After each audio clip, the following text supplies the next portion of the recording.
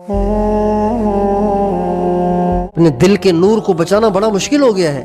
जिस दौर में आप चल रहे हैं, जिस जमाने में आप चल रहे हैं, अल्लाह की कसम इससे ज्यादा मुश्किल जमाना आज तक इस उम्मत पर नहीं आया।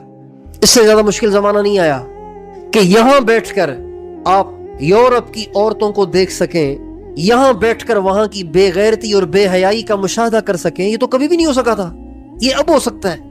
तो अगर ईमान को बचाना है, अगर दिल के नूर को बचाना है, अगर अपने तक़वा को बचाना है, अगर अपनी दुनिया और आखिरत को बचाना है, तो आपको गर्दन झुकाकर अपने आप अपनी गर्दन को झुकाने की आदत डालना पड़ेगी, वरना कोई सी भी नजर आपके अंदर का सफाया कर देगी। अब्दुल्ला अंदलुसी रहमतुल्लाह अलैह एक बहुत बड़े बुजुर्ग गुजरे। इतने बड़े बुजुर्ग थे कि हजरत जुनैद बगदादी रहमतुल्लाह अलैह जैसे मशाइख और हजरत शेख शिबली रहमतुल्लाह अलैह जैसे मशाइख वो भी इनसे इस्तिफादा करते थे। इतने बड़े बुजुर्ग थे वो। उस जमाने के मुहद्दिस भी थे, हाफिज भी थे, और अपने जमाने के कामिल वली भी थे, और वलियों के इमाम थे, वलियों के सरदार थे। जुनैद बगदादी जिनसे इस्तिफादा करते हो, अबू बकर शिबली जैसे जिनसे इस्तिफादा करते हो, तो वो क्या उस जमाने के आदमी होंगे।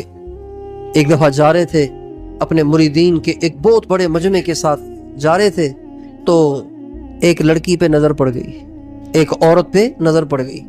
नजर पड़ते ही अपना दिल उस पे फिदा कर बैठे। देखते ही चले गए, देखते ही चले गए, देखते ही चले गए। इतना उसे घूर घूर के देखा कि अंदर की शमा बिल्कुल बुझ गई, सब सल्ब हो गया, दिल स्याह हो गया, और वहीं बैठ गए। मुरीदीन ने कहा हजरत चले ना। फरमाया भाई तुम जाओ, हम नहीं जाएंगे यहाँ से। कहा हजरत क्या हुआ? कहा बस हमने यहीं रहना है। कहा ये इतने सारे लोग आपके साथ चल रहे हैं, ये आपकी वजह से, आप यहाँ क्या करेंगे? कहा बस छोड़ो इन बातों, बस हमने यहीं रहना है। कहा हजरत ये अंदलुस में इतनी सारी खानकाहें आप ही के दम से आबाद हैं, हजारों मुरीदीन आपकी बरकत से अल्लाह अल्लाह कर रहे हैं, और कितने सारे अल्लाह वाले बन रहे हैं, और कितने सारे आपसे हदीस पढ़ रहे हैं। आप यहाँ बैठ आप कह रहे हैं मैं यहाँ बैठ रहा हूँ, आप चले ना। बहुत मिन्नतें की, कई दिन गुजर गए उनको समझाते और उनकी मिन्नतें करते करते। हजरत तैयार नहीं हुए, ये सब छोड़ के आखिर चले गए। जब ये चले गए तो जिस लड़की पे इनकी नजर पड़ गई थी वो थी ईसाई। उसके बाप के पास गए, कहने लगे अंदलुस का हूँ, आपकी बेटी से शादी करना चाहता हूँ, आप कर दें। का शर्त है? का क्या? का ईसाई हो जाओ, एक शर्त, और 1 साल तक सूअर चराने होंगे, दूसरी शर्त। कबूल है? तो बेटी हाजिर है। का कबूल है। इस्लाम भी छोड़ दिया और सूअर चराने पर भी आमादा हो गए और इस्लाम छोड़ दिया, निकाह हो गया। 1 साल के बाद हजरत शिबली रहमतुल्लाह अलैह को ख्याल आया कि हमारे हजरत को हम वहां छोड़ आए थे, चल के खबर तो ले उनका क्या हाल है, वो क्या कर रहे हैं। चलते चलते जब उस बस्ती पे पहुंचे और वहां वालों से पूछा भी हम यहाँ एक बुजुर्ग को छोड़ कर गए थे, कहाँ है वो? यही है कहीं और है? का यही है। का क्या हुआ उनका, क्या कर रहे हैं यहाँ पे? का बस वो एक लड़की पे आशिक हो गए थे, तो उनके बाप से कहा, उसने कहा ईसाई हो जाओ, वो ईसाई हो गए। उन्होंने शर्त लगाई कि खिंजीर चराओ, वो भी वो खिंजीर चराने गए हुए जंगल।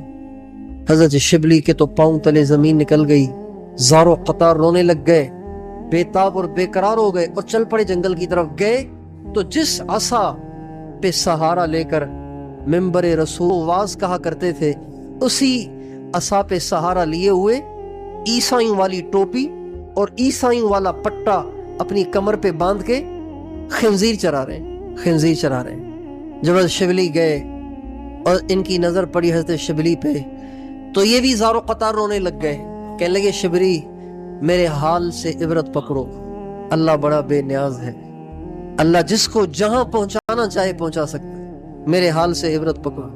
खुद भी रो रहे थे और वो भी रो रहे थे। फिर फरमाने लगे शिबली मैं अपने इख्तियार में नहीं हूं, मैं समझ रहा हूं कि ये जो कुछ कर रहा हूं ये ठीक नहीं है, लेकिन मैं क्या करूं, मुझे उसने खुद ही ने दरबार से धक्के देकर निकाला हुआ है, मैं कैसे अंदर आ सकता हूं? मेरे बस में नहीं रहा वापस लौटना, आप दुआ करें बस, मैं वापस नहीं आ सकता। हजरत शिबली ने कहा हजरत आपको सारा कुरान याद था तो याद है या भूल गए? का शिबली सारा भूल गया, बस एक आयत याद रह गई है, वमन युहनिल्लाहु फमा लहू मिन मुकरिम, अल्लाह जिसे जलील करे उसे कोई इज्जत नहीं दे सकता। वमन युहनिल्लाहु, ऐसे ही है आयत, हाफिज हैं बैठे हुए ना, आयत ऐसे ही है ना, वमन युहनिल्लाहु فما لہو من مکرمن، اللہ جسے ذلیل کرے اسے کون عزت دے سکتا ہے۔ کہ حضرت آپ کو ہزاروں حدیثیں یاد تھیں، کوئی حدیث یاد ہے؟ کہ بس ساری حدیثیں بھول گئیں، ایک حدیث یاد ہے۔ کہ وہ کیا؟ کہ من بدل دینہ فاقتلوہ، جو اپنا دین بدل دے اسے قتل کر دو، اسے زمین پہ رہنے کا کوئی حق نہیں۔ یہ نگاہ ایسی ظالم ہے، یہ نظر کی آزادی اتنی خطرناک ہے، اتنی خوفناک ہے کہ زندگی بھر کی ہوئی کمائیاں برباد ہو جاتی ہیں۔ بڑی کوتاہی ہے اس میں آج۔ چنانچہ بس آپس میں وہ بھی روتے رہے، یہ بھی روتے رہے۔ جب انہوں نے اپنے آپ کو بے بس پایا حضرت شبلی نے، تو وہاں سے اٹھ کے واپس آ گئے۔ اللہ کی شان، حضرت شبلی واپس جا رہے تھے تو راستے میں ایک نہر پڑتی تھی، ایک نہر پڑتی تھی۔ حضرت شبلی تو پیچھے تھے، سامنے نہر تھی۔ جب نہر کے قریب آئے نا تو ابو عبداللہ اندلسی رحمت اللہ علیہ اس نہر میں سے نہاتے ہوئے نکل رہے اور زور زور سے کلمہ پڑھ رہے، زور زور سے، چھوڑ کے آئے تھے پیچھے اور نکل رہے آگے سے، زور زور سے کلمہ پڑھ رہے اور فرما رہے شبلی اللہ نے مجھے اپنے دربار میں واپس بلا لیا ہے۔ پھر فرمایا اصل میں یہ جو مصیبت مجھ پہ آئی وہ اس لیے آئی تھی کہ میں عیسائیوں کی بستی کے پاس سے گزر رہا تھا تو میرے دل میں عیسائیوں کی نفرت آ گئی تھی، یہ کتنے گندے لوگ ہیں، دیکھو یہ کافر ہیں، گندے لوگ ہیں، ہم پاک ہیں، مسلمان ہیں، مومن ہیں۔ تو جب میرے دل میں یہ خیال آیا تو اسی وقت مجھے غیب سے آواز آئی، ابو عبداللہ اتراؤ نہیں، یہ تیرے پاس جو کچھ ہے یہ ہمارا فضل ہے، ہم جب چاہیں چھین لیں، اگر کہو تو تجھے دکھا دیں۔